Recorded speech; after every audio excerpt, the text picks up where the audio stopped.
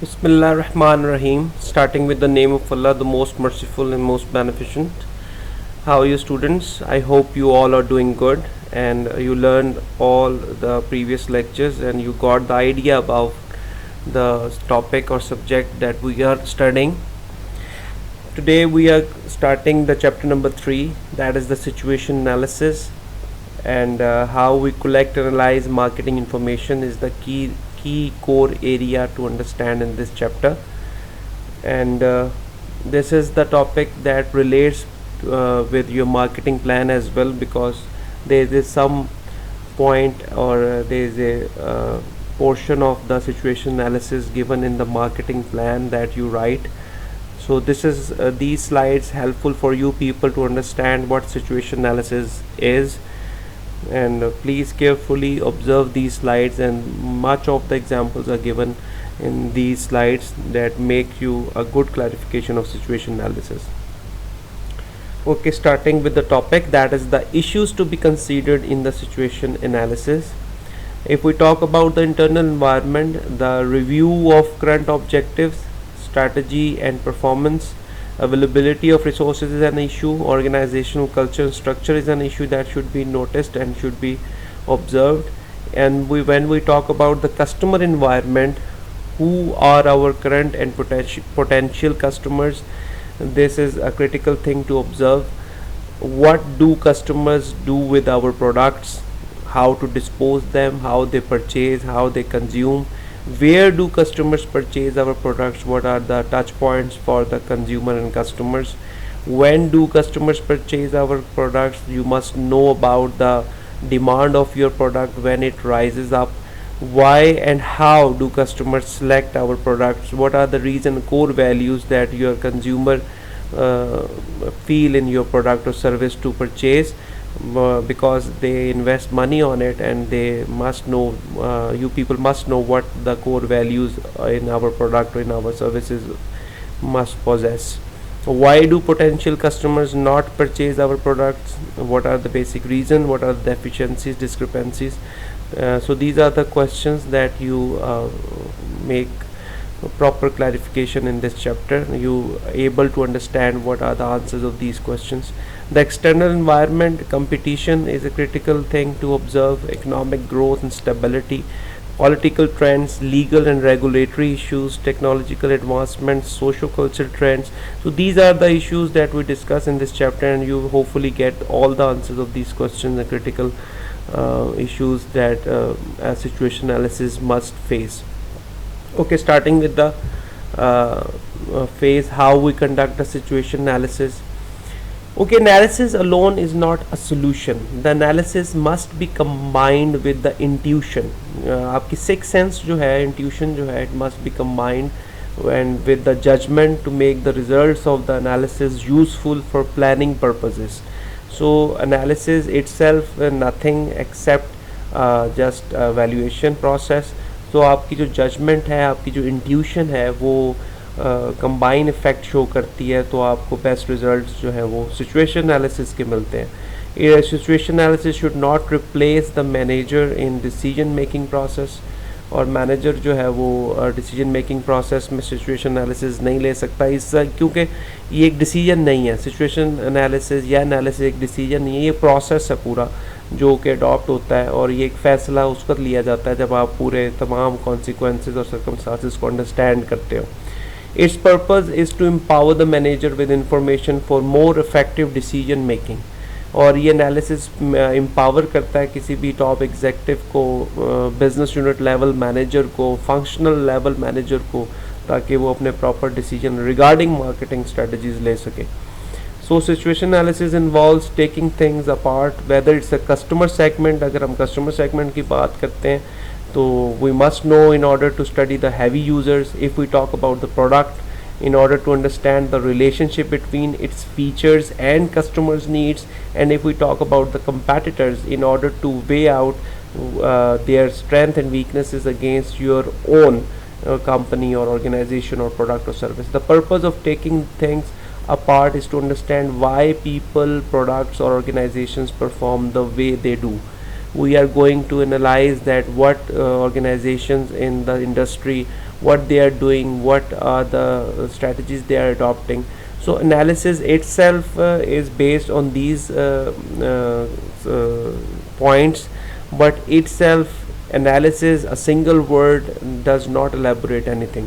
तो आपकी जजमेंट और इंट्यूशन जो है वो लीड करती है एनालिसिस को, और जिसमें आप ये ऑब्ज़र्व करते हैं कि कस्टमर सेगमेंट को कैसे कवर किया जाए, प्रोडक्ट सेगमेंट को, कंपैटिटर सेगमेंट को, और आपकी जो कंपनी है उसकी इंटरनल और एक्सटर्नल जो बेसिक कोर एरियाज़ हैं उसको.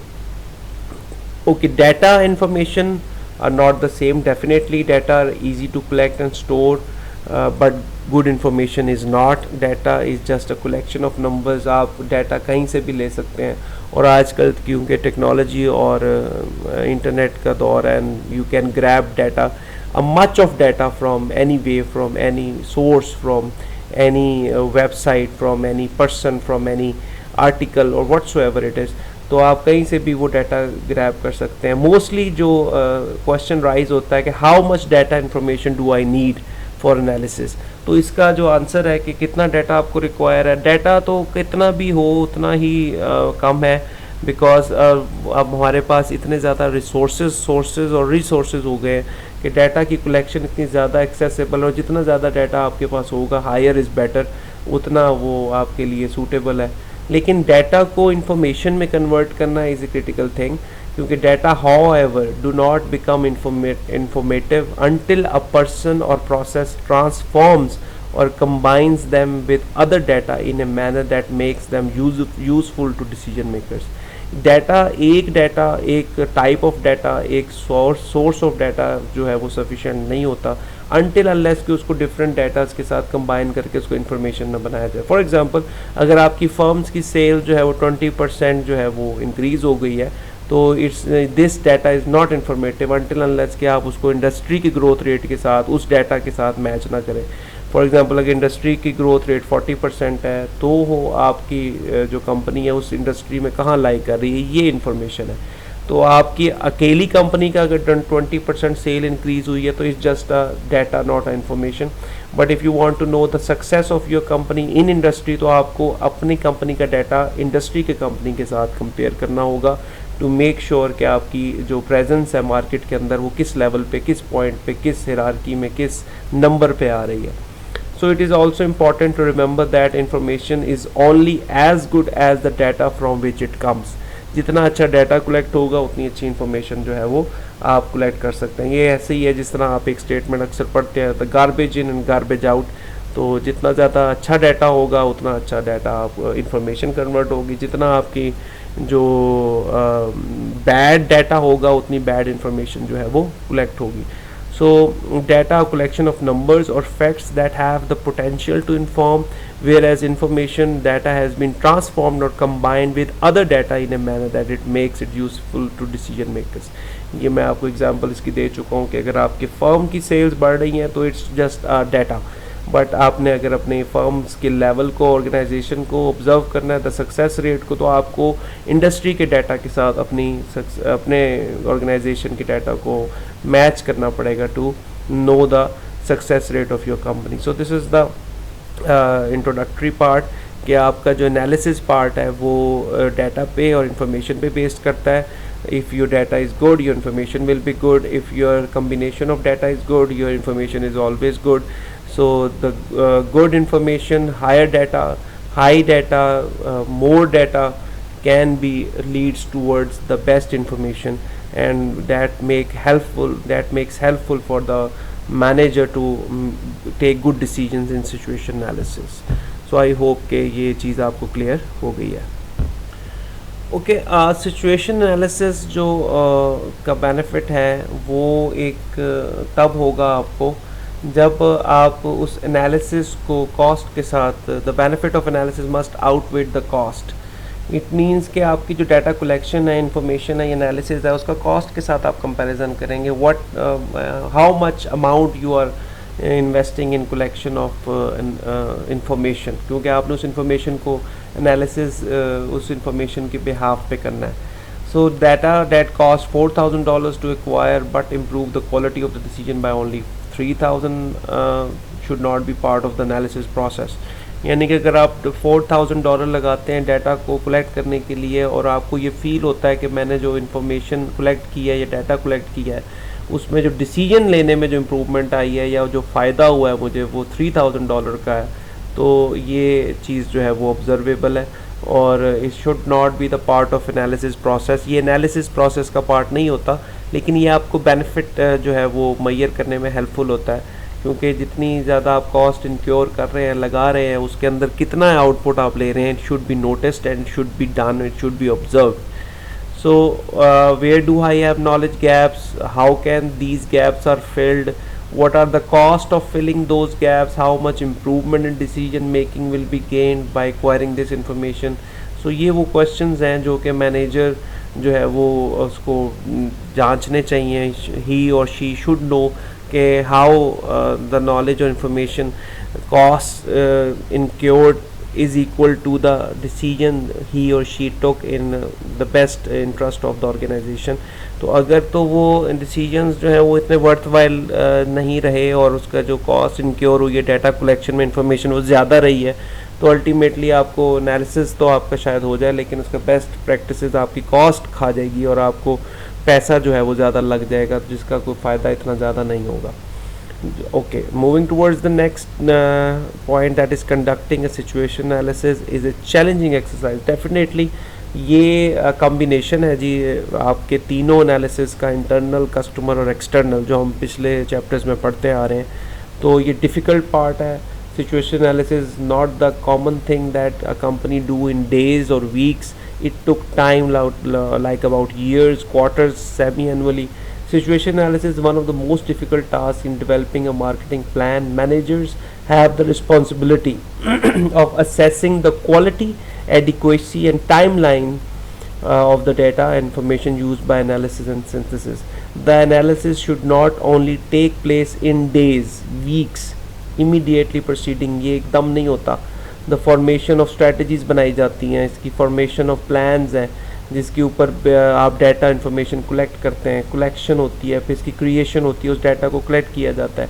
और मोस्टली जो बड़ी ऑर्गेनाइजेशंस है, जैसे शेल है, टोटल है या जॉनसन है, ये थर्ड पार्टी ऑर्गेनाइजेशंस को हायर करती हैं कि भाई हमें एनालिसिस करके दो. वो डाटा कलेक्ट करती हैं डिफरेंट रिसोर्सेज से, सोर्सेज से, उनके रिटेल आउटलेट से, उनके कस्टमर से, उनके सप्लायर से. वो थर्ड पार्टी की वर्किंग ही यही होती है कि वो उनको मुझे याद है 2010 में शेल ने अपने जो ल्यूब्स थे, जो उनके मोटर बाइक ल्यूब्स हैं या जो कार के अंदर जो ऑयल, इंजन ऑयल डलते हैं, उसकी सेल के ऊपर उन्होंने थर्ड पार्टी हायरिंग की थी, जिसकी बेसिस पे उनको ये पता लगा था कि टोटल के ल्यूब्स और शेवरॉन जो डील करता है कॉल्टेक्स को, उसके ल्यूब ज़्यादा सक्सेस में है एज़ कम्पेयर टू शेल, और शेल का पेट्रोल सिर्फ ज़्यादा सक्सेस में, जबकि उसके ल्यूब्स इतने ज़्यादा सक्सेस रेट में नहीं है. तो वो उनके डाटा इन्फॉर्मेशन की बेस के ऊपर वो कलेक्ट करके थर्ड पार्टी को उनको रिजल्ट्स देती है, और वो इंटरनल और कस्टमर और एक्सटर्नल बेस्ड होते हैं. सो ये थर्ड पार्टी इन्वॉल्वमेंट भी इसमें आ जाती है. इट टुक टाइम,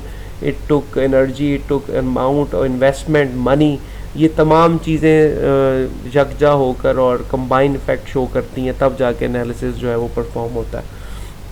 और इसका जो फाइनल चैलेंज है वो tracking of all three environments को ट्रैक करना है. वो थ्री इन्वायरमेंट्स जो हैं वो आपको मालूम ही है. That is the internal environment जो कि इन बिटवीन होता है आपकी कंपनी का internal environment, then the customer environment जो इंटरेक्ट करता है आपके इंटरनल इन्वायरमेंट के साथ, यानी कस्टमर ने कैसे आपके साथ इंटरेक्ट करना है, और अल्टीमेटली आपका जो एक्सटर्नल इन्वायरमेंट है जिसमें आपकी इकॉनमी का इन्फ्लुएंस होता है, पॉलिटिकल इन्फ्लुएंस होता है, लीगल, टेक्नोलॉजिकल, कल्चरल, कंपटीशन. ये तीनों का जो बेसिक सिचुएशन एनालिसिस है इसमें मेंशन करना होता है. तो ये कंबाइन इफेक्ट जो है इसको जज करना डिफ़िकल्ट होता है कि आपने एक ही साथ इसका डाटा एक्सटर्नल का भी कलेक्ट करना है, उसी टाइम पीरियड रियल टाइम में आपने कस्टमर एनवायरनमेंट को भी ऑब्जर्व करना है, और उसी टाइम पीरियड के लिए आपने अपने इंटरनल एनवायरनमेंट का एनालिसिस भी करना है. तो ये जो कंबाइन एनालिसिस है, इसका जो इंटरेक्शन है, ये एक चैलेंजिंग टास्क है to track all three environment simultaneously. इनको एक साथ करना एक जो है वो डिफ़िकल्ट टास्क है, क्योंकि यही तीनों एनालिसिस जो है वो अल्टीमेटली आपको अपने फाइनल मार्केटिंग प्लान के बारे में बताएंगे. So as we turn our attention to the three major components of the situation analysis, keep in mind that data information about these environments will come from both internal and external sources से इनका data collect होता है. Even information about the firm's internal environment can be collected via external sources such as third-party analysis and ratings, financial commentaries और customer opinion ratings.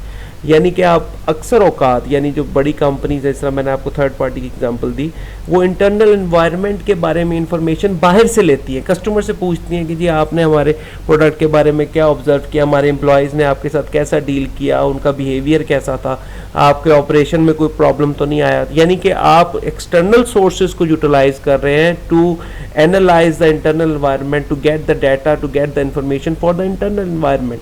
सो ये जो combination of collection of information है, ये थोड़ा critical है, challenging है, because you have to decide which information gather from which resource. तो ये जो तीनों इन्वायरमेंट्स हैं, एक्सटर्नल जिसमें आप पेस्टल की हम बात कर चुके हैं, और फिर कस्टमर इन्वायरमेंट जिसमें कस्टमर की नीड, वांट और डिमांड को जज किया जाता है, और इंटरनल इन्वायरमेंट जिसमें आपकी कंपनी की इंटरनल एम्प्लॉयज़ की मोटिवेशन, उनके internal strength and weaknesses of your company, product जो आप मैन्युफैक्चर कर रहे हैं कस्टमर के लिए, उसके बारे में आपका एनालिसिस, डाटा और इन्फॉर्मेशन कलेक्ट होता है ताकि हम इन तीनों का एनालिसिस कर सकें. सो इट्स अ क्रिटिकल और challenging task of 3 major aspects of analysis. Okay, the internal environment, if we discuss about the internal environment, we must review of the current objective, strategy and performance. That is an important input to later stages in the planning process. First, the marketing manager must assess the firm's current marketing objectives जो currently वो उन्होंने design किए हुए हैं. The current strategy and current performance. A periodic assessment of marketing objectives is necessary to ensure that they remain consistent with the firm's mission and the changing customer and external environment. जब भी कोई चीज़ आप start करते हैं, if you are making or collecting some data information, तो आप current से start करेंगे. इवन कि आप जब कोई चीज़ लिखते भी आर्टिकल या थीसिस, तो आप करंट सिनेरियो में उसको ऑब्जर्व करते हैं कि जो वर्किंग हो चुकी है वो कहाँ तक पहुँची है.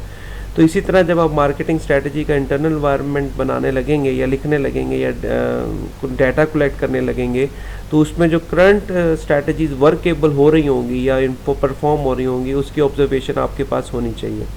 A marketing manager should also evaluate the performance of the current marketing strategy with respect to sales volume, market share, profitability and other relevant measures.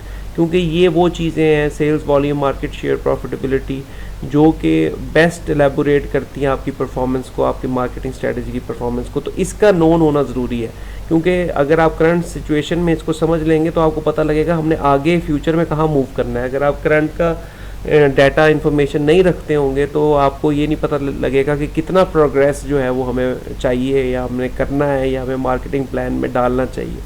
So this analysis can take place at many levels, like if you are maybe making your brand, it may be you are increasing your product line, it may be you are improving your business unit division, और इस तरह के बहुत सारे जो performance standards हैं वो आप इसमें रख सकते हैं. यानी कि market share, sales volume, profitability के अलावा आप ये जो प्रोडक्ट लाइन, ब्रांड या मार्केट बिजनेस यूनिट डिवीजन को इंक्रीज़ करने का काम है, ये चीज़ें जो हैं वो आपको नोन होनी चाहिए बिफोर गोइंग टूवर्ड्स और इम्प्लीमेंटिंग और collection of internal environment data.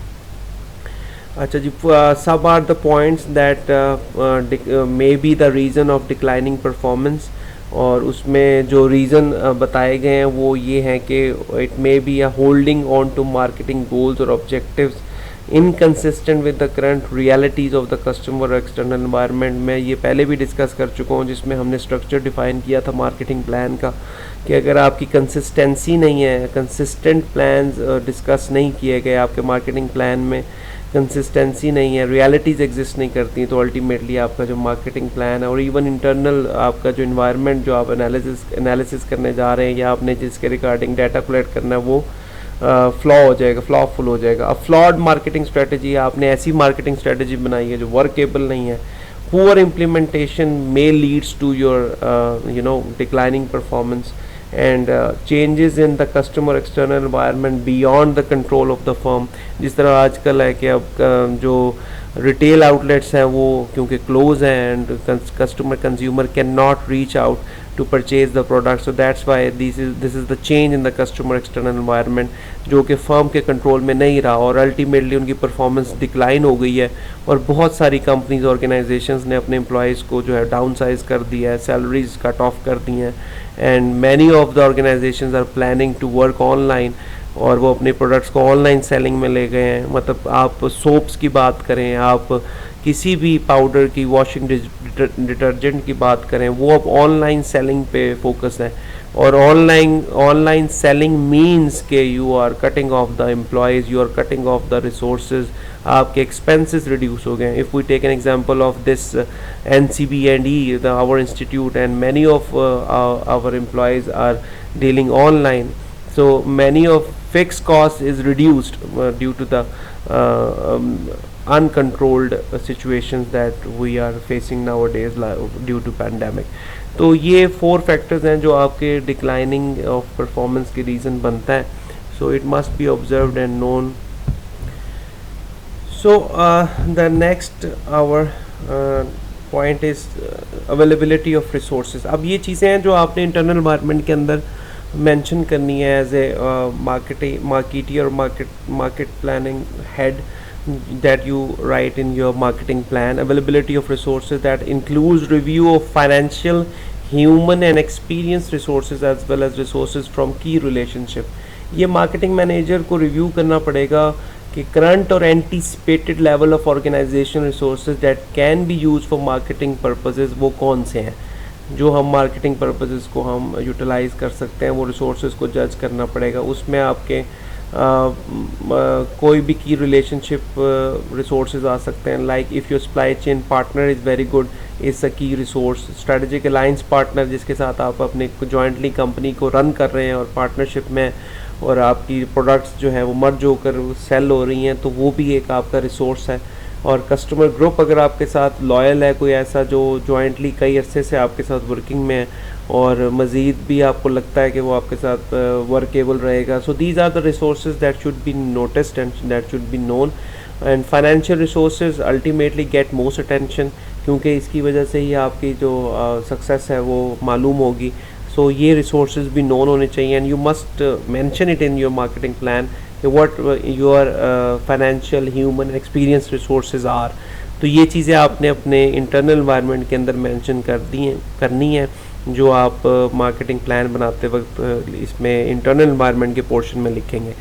So some are the deficiencies that if take an example of labour shortages, तो अगर आपको वो एक्सपेक्टेड है तो इन कमिंग ईयर्स तो आप वो भी इस पर मैंशन कर सकते हैं। If you are feeling that your resources are lacking और आफ्टर 5 ईयर्स 6 ईयर्स आपके वो रिसोर्सेज नहीं रहेंगे, टेक्नोलॉजी वो नहीं रहेगी, आपको परचेज़ करनी पड़ेगी, तो वो तमाम रिसोर्सेज करंटली जो आपके पास अवेलेबल हैं, जो आपकी स्ट्रेंथ है, जिसको आप यूज़ करके यूटिलाइज़ करके अपनी अपॉर्चुनिटीज़ मार्केट में से ग्रैब कर सकते हैं, उसके ये इंटरनल एनवायरनमेंट का एक फैक्टर है जो आप इसमें अवेलेबिलिटी ऑफ रिसोर्सेज में मेंशन करेंगे। और सेकंड जो मेजर चीज़ है that the organisation culture and structure, और ये आपको लीड करता है, किसी भी कंपनी को लीड करता है अपनी सक्सेस रेट की तरफ, क्योंकि अगर ये ऑर्गेनाइजेशन का स्ट्रक्चर और कल्चर जो है वो लाइजॉन्ड है, अलाइंड है, marketing does not hold a prominent position until unless your structure is well defined, क्योंकि वो पॉलिटिकल हिरार्की में फंस जाएगा और अल्टीमेटली आपका जो स्ट्रक्चर है, कल्चर है, अगर पॉलिटिकली इन्फ्लुएंस्ड है, आपकी कंपनी के अंदर ऐसे लोग काम कर रहे हैं जो पॉलिटिकली इन्फ्लुएंस्ड हैं और वो एक दूसरे के खिलाफ पॉलिटिकल गेम्स करते हैं, तो अल्टीमेटली आपका जो अचीवमेंट ऑफ गोल है वो प्रॉपर टाइम पीरियड पे या वो वेग हो जाएगा, वैनिश्ड हो जाएगा। This situation can create challenges for marketing manager in acquiring resources and gaining approval of the marketing plan. The marketing manager could have difficulty in dealing with a new production manager। हो सकता है ऐसा production manager आ गया हो जो कि आपके साथ सही तरह से लाइजॉन ना कर सका हो, तो वो मार्केटिंग के बेनिफिट्स को नहीं समझ पाएगा और अल्टीमेटली वो आपके कल्चर में एम्बेड नहीं होगा और आप लूज़ कर देंगे अपने थीम को, अपने स्ट्रैटेजी को। So these are the reasons that top managers who concern themselves only with short-term profits are unlikely to see the importance of marketing plan that attempts to create long-term customer relationships. और कुछ ऐसे top managers होते हैं जो marketing plan को worth while नहीं समझते और अपने कस्टमर रिलेशनशिप्स को लॉन्ग टर्म नहीं चलाना चाहते, वो शॉर्ट टर्म बेस्ड पे ऊपर वर्किंग करते हैं, जिसकी वजह से वो फिर आपका इंटरनल एनवायरनमेंट जो है वो सही तरह से एनालाइज नहीं हो पाता, उसका डाटा गैदर नहीं होता, उसकी इन्फॉर्मेशन आप नहीं लिख पाते. तो ये चीज़ें भी नोटिसेबल हैं और इसको आपने मेंशन करना होता है कि in which structure you are dealing और मेकिंग अ मार्केटिंग प्लान. क्योंकि जिस स्ट्रक्चर और जिस ऑर्गेनाइजेशन के कल्चर और स्ट्रक्चर के हिसाब से आप मार्केटिंग प्लान डिज़ाइन करेंगे तो उसका सक्सेस रेट वैसा ही होगा. So it should B notice and should be plan. और ये जो इंटरनल एनवायरनमेंट है ये बेस्ट सूटेबल आपके ऑर्गेनाइजेशन कल्चर को बेस्ट डिफाइन करता है. अगर आपका कल्चर और स्ट्रक्चर बेस्ट सूटेबल है तो आप बहुत सारी बिग कंपनीज़ को जिनका कल्चर ऑर्गेनाइजेशन का आपके कल्चर से मैच करता है उसको आप एक्वायर कर सकते हैं, उसको आप एक्विजिशन में लेके जा सकते हैं, परचेज़ कर सकते हैं. इसकी एग्जांपल ऐसे है, इसमें एक अगर आपको वेबसाइट में ये दिखा रहा हूँ जिसमें मित्सुबिशी मोटर्स और शार्लस्लर group leverage global alliance to bring all new mid-sized pickup trucks to North America. इन दोनों कंपनीज़ ने जो है वो आपस में कंबाइन अलाइंस किया है, ग्लोबल अलाइंस किया है, जिसमें वो मिड साइज पिकअप ट्रक्स को नॉर्थ अमेरिका में सेल करेंगे. सो ये कल्चर और ऑर्गेनाइजेशन स्ट्रक्चर की वजह से लाइजॉन जो है वो बिल्ट होते हैं.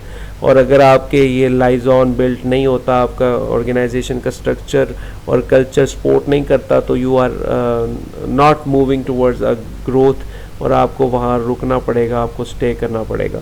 So these are the basic consequences that you face if your organization's culture and structure is not good, healthy और not cooperative. तो आपको ये चीज़ें फिर फेस करनी पड़ेंगी. ओके जी, we completed first part, that is the internal environment. जो हमने डायग्राम मैंने आपको पहले बताई थी उसके 3 पोर्शन थे. उसमें इंटरनल एनवायरनमेंट में क्या चीज़ें आनी है वो मैं आपसे डिस्कस कर चुका हूँ. Now this is the second portion, that is the customer environment that marketing manager should know, and it must be known by the marketing manager that current and future situation with respect to customer in the firm's target market क्या होगी. So during the analysis information should be collected that identifies these questions, और इन questions का answer उसे पता होना चाहिए या मालूम होना चाहिए और वो उसमें लिखेगा, मेंशन करेगा कस्टमर एनवायरनमेंट का. So these are the questions that should be answered in customer environment. Number 1, who are our current and potential customers. ये आप उसमें एज ए मार्केटिंग मैनेजर अपने मार्केटिंग प्लान में आप लिखेंगे. What do our customers do with our products, where do customers purchase our products, when do customers purchase our products, why and how do customers select our products, why do potential customers not purchase our products. तो ये जब chapter start किया था उसमें भी ये चीज़ें discuss की थी कि ये वो पॉइंट्स हैं जो कस्टमर एनवायरनमेंट को बेस्ट एलेबोरेट करेंगे और इनके आंसर्स आपके एज ए मार्केटिंग मैनेजर आपको लिखने होंगे अपने मार्केटिंग प्लान में कि आपके कौन से ऐसे कस्टमर्स हैं जो पोटेंशियल हैं और करंटली आपके साथ अटैच हैं, और वो कौन सी आपकी प्रोडक्ट्स हैं जो वो परचेज़ करते हैं और उस प्रोडक्ट के साथ वो क्या सलूक करते हैं, डिस्पोज करते हैं, उसको रीसेल करते हैं, उसकी कंजप्शन लेवल क्या है और उनकी जो परचेजिंग टाइम पीरियड है वो बेस्ट क्या है आपकी प्रोडक्ट का, जिसके लिए वो प्रोडक्ट को अपनी नीड के हिसाब से परचेज़ करते हैं. यूटिलाइजेशन उसकी कैसे है और कस्टमर आपकी प्रोडक्ट को कैसे सिलेक्ट करता है, उस कैसे चूज़ करता है, क्या चीज़ आपकी प्रोडक्ट में सबसे ज़्यादा जो है वो कोर वैल्यू रखती है जिसकी वजह से आपकी प्रोडक्ट जो है वो आपके कंज्यूमर को ज़्यादा अट्रैक्टिव लगती है, और कौन सी ऐसी डेफिशिएंसीज एंड डिस्क्रिपेंसीज हैं जो आपका पोटेंशियल कस्टमर जिसकी वजह से आपकी प्रोडक्ट को परचेज़ नहीं करता. सो ये वो क्वेश्चंस हैं जो आप आंसर करेंगे अपने मार्केटिंग प्लान में और उस अपने जो रीडर्स हैं या आपके जो डायरेक्टर्स हैं या आपके जो स्टेक होल्डर्स हैं उनको बताएंगे कि what are the basic steps that we are taking in designing the marketing plan. और ये बेस्ट आंसर, इनके जो क्वेश्चन के बेस्ट आंसर्स होंगे वो आपके एनालिसिस का पार्ट होंगे और आपके कस्टमर एनवायरनमेंट को बेस्ट एलेबोरेट जो है वो करेंगे. So this is the second portion of your analysis, that is the customer environment. Situation analysis का जो third portion है, that is the external environment.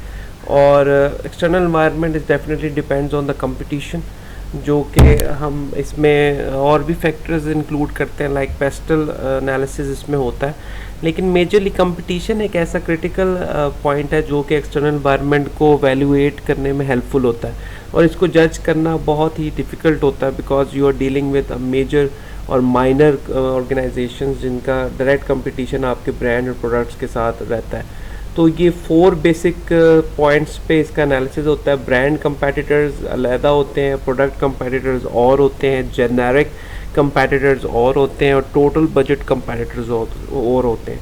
यानी ये 4 कैटेगरीज हैं कंपटीशन की, जो आपकी प्रोडक्ट और सर्विसेज के अंदर जो है एग्जिस्ट कर रही होती हैं, और डायरेक्ट कंपटीशन और इनडायरेक्ट कंपटीशन आपको दे रहे होते हैं. इसकी एग्जांपल हम ज़रा देख लेते हैं कि ये 4 कैटेगरीज कौन सी हैं, उसको कैसे एवेल्यूएट किया जाता है.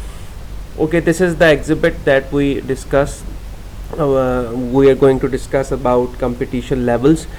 We take an example of SUV, that some Jeep type. अगर हम कोई एक गाड़ी की बात करें, okay, if we take the first column, that the product category and need fulfilled, यानी कि ये needs लिखी हुई हैं जो कंज्यूमर आपसे या इंडस्ट्री से मांगता है. Like for example, if the need is transportation, if my need I want to get some transportation facility, तो उसमें आपने एक कोई गाड़ी बनाई है या जीप बनाई है, तो उसके ब्रांड कंपेटिटर्स जो हैं वो फोर्ड हो सकता है, वो टोयोटा हो सकती है, होंडा CR जीप टाइप, यानी कि अबव द सेडान, जो कि आपको एक कंपटीशन जो दे सकती है. For example, if we take an example of any SUV, so SUV may be direct competition with your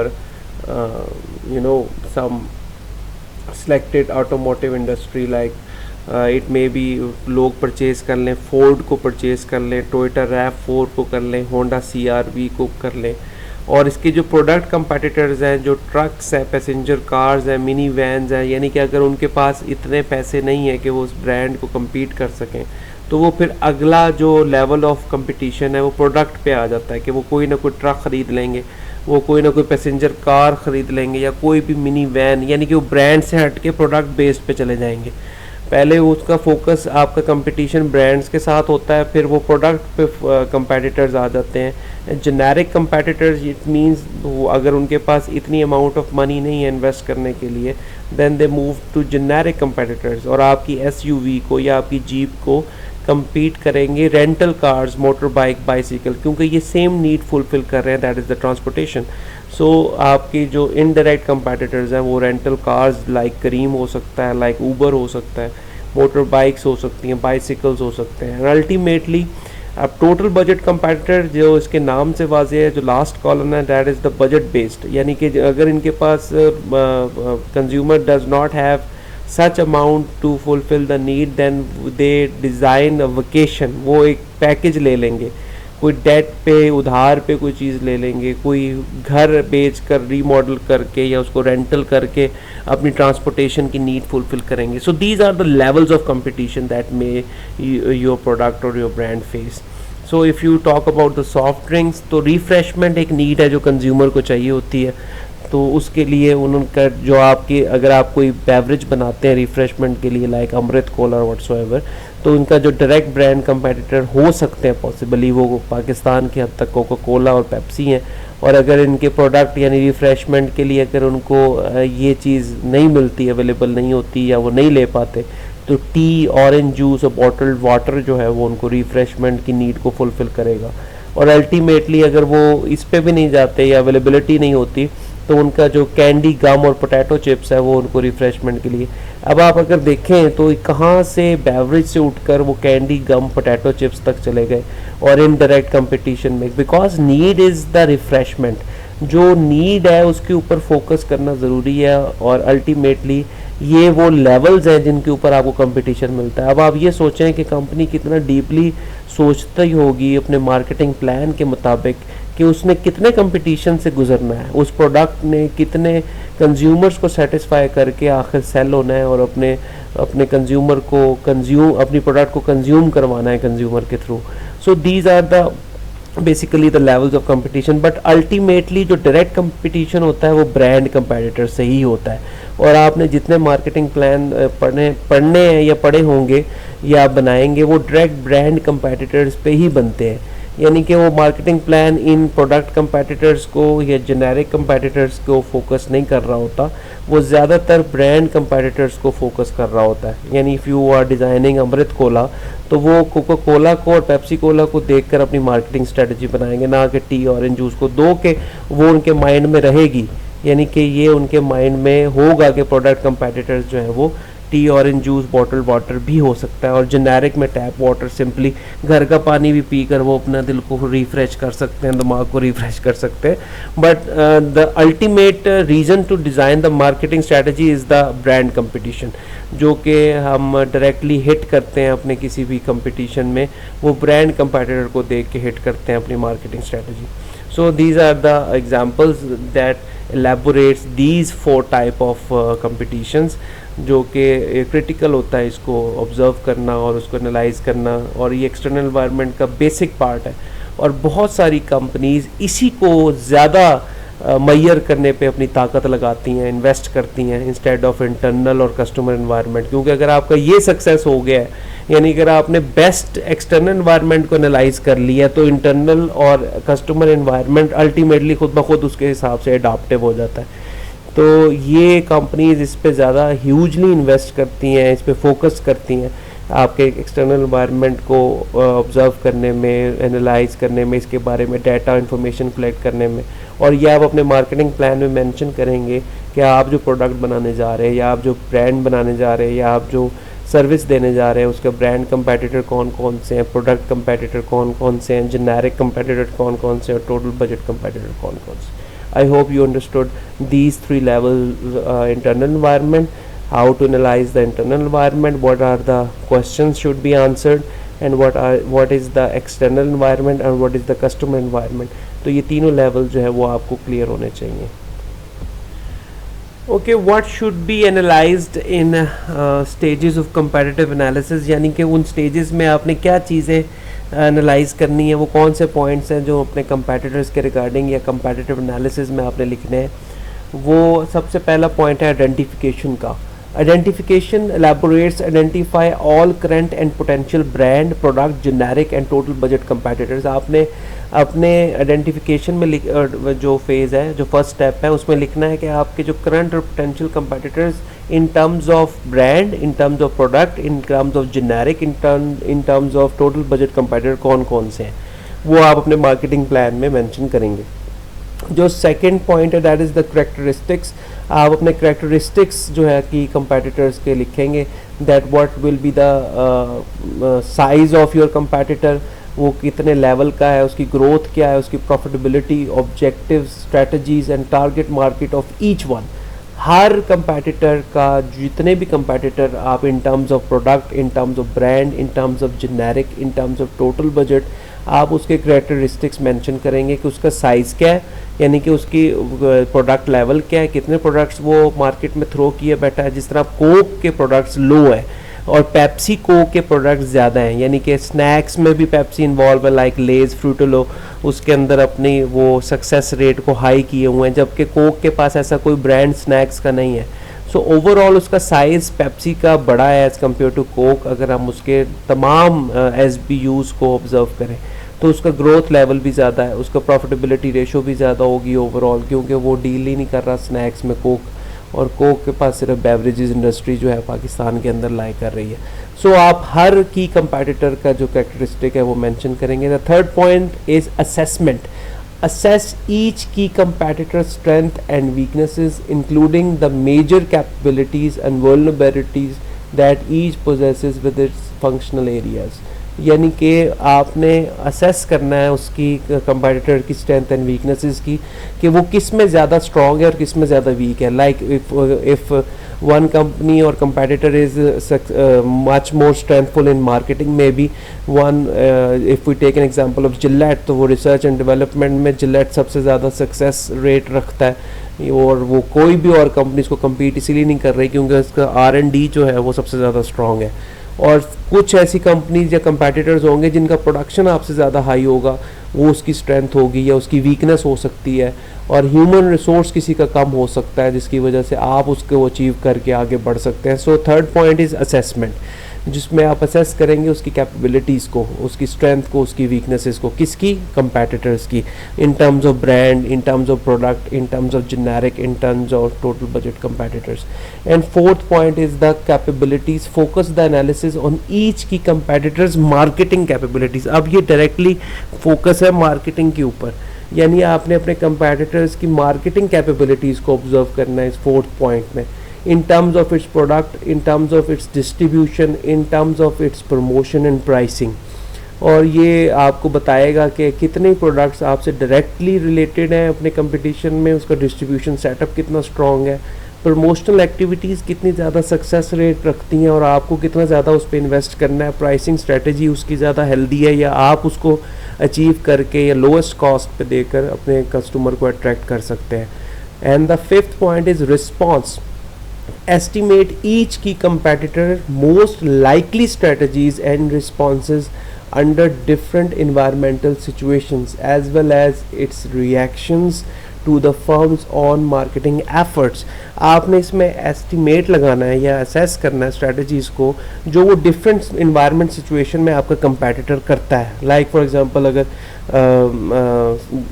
summer की ड्रिंक है और वो विंटर में उसको 10 रुपीज़ लेस पे बेच रहा है, it means this is the seasonal effect जो उसकी वजह से उसने अपनी प्राइस को रिड्यूस किया, या सेल प्रमोशन कोई ऐसी दे देता है हर नवंबर में, हर दिसंबर में, जिसकी वजह से उसकी प्रोडक्ट जो है वो ज़्यादा बिकने लग जाती है। So these are the trends that you must observe regarding your competitor in terms of product, in terms of generic, in terms of brand, in terms of total budget. ये तमाम चीज़ें आप अपने मार्केटिंग प्लान के अंदर mention करते हैं।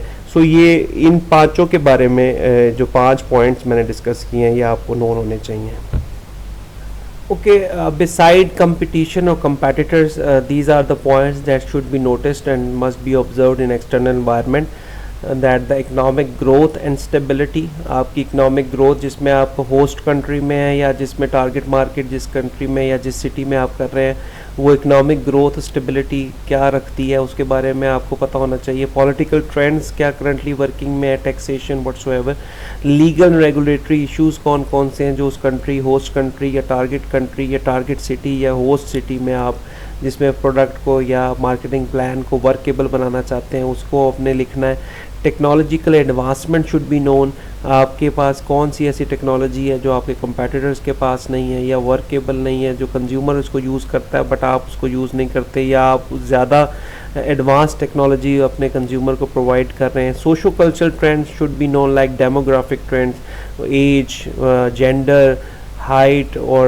what these are the demographic variables that should be known। lifestyle trends आपको पता होने चाहिए, वो आप मेंशन करेंगे अपने मार्केटिंग प्लान में कि ये प्रोडक्ट किन लाइफस्टाइल के लोगों के लिए मैं इंट्रोड्यूस करा रहा हूँ, कौन से डेमोग्राफिक वेरिएबल्स हैं जिनके लिए, जो कौन से कंज्यूमर है जो ये प्रोडक्ट को कंज्यूम करेंगे। ट्रेंड्स इन कल्चरल वैल्यूज़ ये आपको पता होने चाहिए। If we take an example, तो जैसे फॉर एग्जांपल अगर trends in socio culture environment में तो demographic trends like ageing of the American population should be known. अगर आप अमेरिका में कहीं प्रोडक्ट को थ्रो कर रहे हैं तो उनका एजिंग स्टाइल आपको पता होना चाहिए। इंक्रीजिंग पॉपुलेशन डाइवर्सिटी बढ़ रही है वहाँ पे, यानी कि जितना ज़्यादा पॉपुलेशन है उतना ज़्यादा डाइवर्सिटी ऑफ पॉपुलेशन जो इंक्रीज़ हो रही है। सो लाइफस्टाइल ट्रेंड्स की अगर हम बात करें, clothing has become more casual specially at work, और अब लोग क्योंकि ज़्यादा फॉर्मल उसमें ड्रेसिंग में अपने ऑफिस आवर्स को यूटिलाइज नहीं करते, कैजुअल वेयर में आ चुके हैं, तो it means you have to focus on these trends as well. Growing focus on health and nutrition, लोग ज़्यादा एक्सरसाइज पे और अपने वर्कआउट पे फोकस्ड हो गए हैं, इतना ज़्यादा अवेयर्ड हो गए हैं, अवेयरनेस बढ़ रही है। Time spend watching television has decline, लोग making spend more time instead of watching television, they spend time with family, with friends. But अब नाउ डेज तो ज़्यादातर इंटरनेट पे ही स्पेंड हो रहा है time. So these are the changing trends और life style trends that are going to be change in future. ये it must be noticed as well. जब आप अपना मार्केटिंग प्लान डिज़ाइन करते हैं तो लाइफ स्टाइल ट्रेंड्स को ऑब्जर्व करना ज़रूरी है. Trends in cultural values, less focus on me oriented values. लोग अब सिर्फ अपने बारे में नहीं सोचते, अपनी फैमिली के बारे में सोचते हैं, अपने फ्रेंड्स के बारे में, अपने स्टेटस सिंबल के बारे में सोचते हैं, अपनी स्पेंडिंग के बारे में सोचते हैं, अपनी लुक्स के बारे में सोचते हैं. जिस गैदरिंग में, इन्वायरमेंट में वो प्रेजेंट रहना चाहते हैं, उसकी गैदरिंग और प्रेजेंस के बारे में उनकी जो परचेजिंग है वो डिपेंड कर रही होती है. Increasing importance of family and children, increase greater focus on ethics and social responsibility. जो सोसाइटी को प्रोवाइड करना है, बैक एंड पे सपोर्ट करना है, वो बढ़ गया है. लोग अपने सोसाइटी को ज़्यादा सपोर्ट करने लग गए हैं. So these are the examples that one company should focus in designing the marketing plan, and you people must know what Pakistani culture is and what are the lifestyle trends in our country that must be known and that must be observable before designing a marketing plan. And now from where you can get the data information, what are the sources. अब हम सारी चीज़ें discuss कर चुके हैं that what are the internal environment factors that should be known, what are the customer analysis, on which basis customer analysis should be done, and what are the factors should be noticed in terms of external environment. ये तमाम हम तीनों portion पढ़ चुके हैं. अब हमने ये देखना है कि ये इंफॉर्मेशन गैदर कहाँ से होगी. So these are we have two basic information sources. One is primary and another is secondary. So secondary sources की अगर हम बात करें तो secondary information sources are the internal data sources, जो आपकी कंपनी के अंदर से मिल रहे होते हैं. आपके पास्ट हिस्ट्रीज़ होती हैं, आपके पास्ट जो बुकलेट्स होती हैं, या आपके पास्ट एम्प्लॉयज़ होते हैं. गवर्नमेंट सोर्सेज से आप डाटा ले सकते हैं, पीरियोडिकल बुक सोर्सेज से आप ले सकते हैं. आपके जो ईयरली या मंथली जो भी आपकी कंपनी की आउटपुट डाटा इंफॉर्मेशन होती है उससे आप कलेक्ट कर सकते हैं. कमर्शियल फ़ी बेस्ड सोर्सेज होते हैं जिसमें आप अपने जो पुराने इंफॉर्मेशन को ग्रैब करने के लिए पे करके डाटा लेते हैं, फ़ी बेस्ड होते हैं. उनको आप जिस तरह आर्टिकल्स हैं, अगर आपने कोई आर्टिकल्स परचेज़ करने हैं, इन्फॉर्मेशन वहाँ से गैदर करनी है तो आपको पे करना पड़ेगा उस हिस्ट्री को नोन करने के लिए. पुराने आर्टिकल, बहुत एक्सपेंसिव बुक्स हैं, बहुत एक्सपेंसिव आर्टिकल्स हैं, बहुत एक्सपेंसिव मटेरियल है जो इंटरनेट पे अवेलेबल है, और उसको आपने डाउनलोड करने के लिए या पढ़ने के लिए you must pay for that. हालांकि वो पुराना इन्फॉर्मेशन है, पुरानी इन्फॉर्मेशन है जो ओल्ड हो चुकी है, but though that information is much more practical and much more valuable to decide in future. तो ये इन्फॉर्मेशन जो है वो आपको सेकेंडरी सोर्सेज से मिलेगी. सेकेंडरी सोर्सेज वो हैं जो ऑलरेडी इन्फॉर्मेशन आपको मौजूद होती है, आप न्यूली गैदर्ड नहीं करते. That's the old information that you use for your analysis is the secondary information sources. Okay, now the primary data collection sources हैं वो आप डायरेक्ट ऑब्जर्वेशन के थ्रू कर सकते हैं.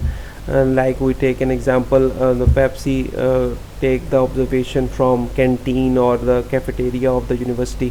उन्होंने एक ऑब्जर्वेशन कंडक्ट की कि कैंटीन और कैफेटेरिया जो यूनिवर्सिटीज़ के हैं उसकी डस्टबिन्स को ऑब्ज़र्व करना शुरू कर दिया कि हमारे जो पेप्सी के कैंस हैं या बॉटल्स हैं वो कितनी ज़्यादा डस्टबिन्स के अंदर पड़ी हुई हैं एज़ कम्पेयर टू कम्पेटिटर्स.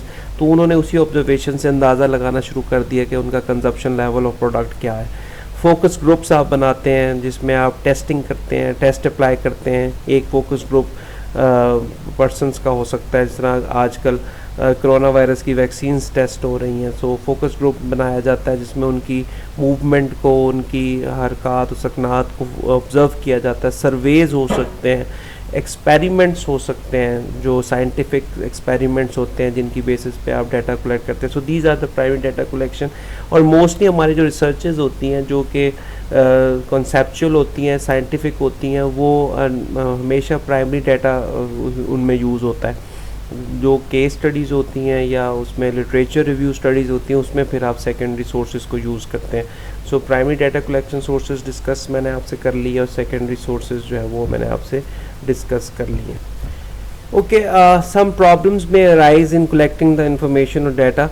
पहले डाटा कलेक्ट होगा तब आप उसको इन्फॉर्मेशन में कन्वर्ट करेंगे. So first part is to collect the data is basic portion in or sometimes some marketing managers feel discrepancies or make mistakes in collection of those data or those information gathered by primary sources. One of the most common problem is incomplete or inaccurate assessment of the situation that the gathering of data should address. It means कि जो data आप collect कर रहे हैं वो according to the problem या according to the analysis या according to the subject ना हो.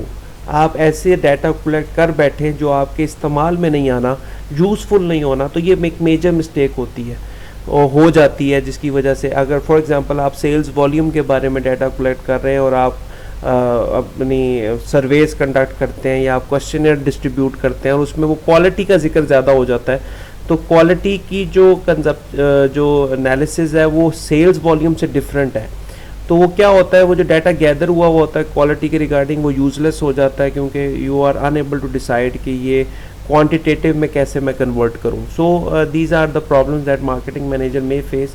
तो इसका बेस्ट वे ये होता है कि आप इसको प्रिवेंट कैसे कर सकते हैं कि आप इसमें एक्यूरेटली स्पेसिफिकली डिफ़ाइन करते हैं अपनी क्वेश्चनियर में, अपने सर्वेज में कि ये भाई रीज़न है जिसकी वजह से मैं डाटा कलेक्ट कर रहा हूँ और इस रीज़न को, इस प्रॉब्लम स्टेटमेंट को, इस प्रॉब्लम कॉज को आप मद्देनज़र रखते हुए आंसर करेंगे या बताएंगे या सर्वे का जवाब देंगे, एक्सपेरिमेंट्स करेंगे, तो मैं बेस्ट एलेबोरेट कर सकूँगा अपने आंसर्स को. और एक अनदर जो कॉमन डिफ़िकल्टी है वो एक्सपेंस की है कि बहुत सारे जो कंपनीज़ हैं वो डाटा कलेक्ट करने में इतना ज़्यादा पैसा इन्वेस्ट कर देते हैं कि उतना ज़्यादा उसके जो वो एक्सपेंसिव बन जाता है और उसका जो एनालिसिस है वो इतना ज़्यादा इम्पॉर्टेंट नहीं होता जितना वो डाटा कलेक्ट करने में उसकी इन्वेस्टमेंट कर देते हैं, वो एक्सपेंसिव बना देते हैं. तो मेक दैट थिंग श्योर कि आपने जो इन्वेस्टमेंट करनी है, जो आपने अमाउंट पे करनी है, it should be according to your resources. It should be according to the consequences that you want to get from that analysis. अगर वो ज़्यादा एक्सपेंसिव है, और इसका बेस्ट वे ये होता है इसको अवॉइड करने का कि आप लोअर लेवल पे लाइक कॉलेजेस, यूनिवर्सिटीज़ और प्रोफेसर्स के पास जाते हैं तो और इंफॉर्मेशन और डाटा कलेक्ट करते हैं क्योंकि उनके पास मेजर नॉलेज एग्जिस्ट कर रहा होता है. जो थर्ड इशू है that is basically the time, क्योंकि ये प्राइमरी डाटा में ज़्यादा इशू इन्वॉल्व है. जो सेकेंडरी सोर्सेज है या सेकेंडरी डाटा है वो आपको इजीली और फास्ट अवेलेबल होता है, बट जब आप प्राइमरी डाटा कलेक्ट करने जाते हैं या करने की कोशिश करते हैं उसमें टाइम जो कॉन्स्ट्रेंट है वो मद्देनज़र रखना होता है, बिकॉज आपने एक टाइम पीरियड के अंदर उसको कलेक्ट करना है और उसका एनालिसिस करके अपने बोर्ड ऑफ डायरेक्टर्स को या अपने मार्केटिंग मैनेजर को या अपने CEOs डायरेक्टर्स को प्रेजेंट करना होता है कि this is the whole information that I gathered and this is the marketing plan for you people. इतना हम अगर मैंने इन्फॉर्मेशन डाटा गैदर किया, अगर हम इतना इन्वेस्ट करेंगे और ये स्ट्रेटजी अडॉप्ट करेंगे तो उसके रिजल्ट्स ये आएंगे. तो वो आपको टाइम स्पैन और टाइम पीरियड कॉन्स्ट्रेंट जो है वो आपको फोकस रहना पड़ता है, उसके अंदर अवेयर रहना पड़ता है कि आप इतना टाइम ना ले लें उसको कि वो एक्चुअल सिचुएशन ही गुजर जाए. Like if we take an example of today's scenario, अगर हम आज कोई ऑनलाइन बिजनेस करना चाहते हैं तो हम अगर उसकी फिजिबिलिटी नोट करना चाहें कि क्या हमारा ऑनलाइन बिजनेस वर्केबल होगा और हम उसका डाटा कलेक्ट करना शुरू कर दें और वो इतना ज़्यादा टाइम टेकिंग हो जाए कि पेंडेमिक ही ख़त्म हो जाए तो अल्टीमेटली वो यूजलेस हो जाएगा. And the fourth basic problem that may arise in data collection is the situation.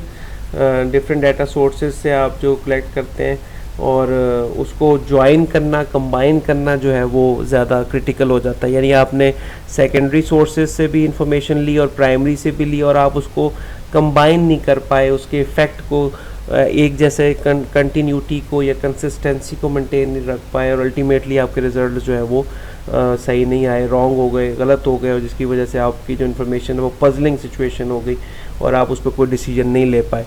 सो ये जो कंसिस्टेंसी है वो मेंटेन रखनी जो इन्फॉर्मेशन की है या डाटा की है वो ज़रूरी है ताकि बेस्ट जो इन्फॉर्मेशन है उसमें से डाटा में से इनहेरिटेड हो और आप बेस्ट डिसीजंस ले सकें. So this is the whole topic for today's lecture, that is the 3 levels of analysis. One is internal and customer environment analysis, and third is the external environment analysis. I hope you get all the points that we studied in these slides, and if you have any problem, if you need to ask something, if you want to share something, you must share with me in the form of message or WhatsApp group, or you can also share with me on my email ID. Thank you very much. Stay blessed.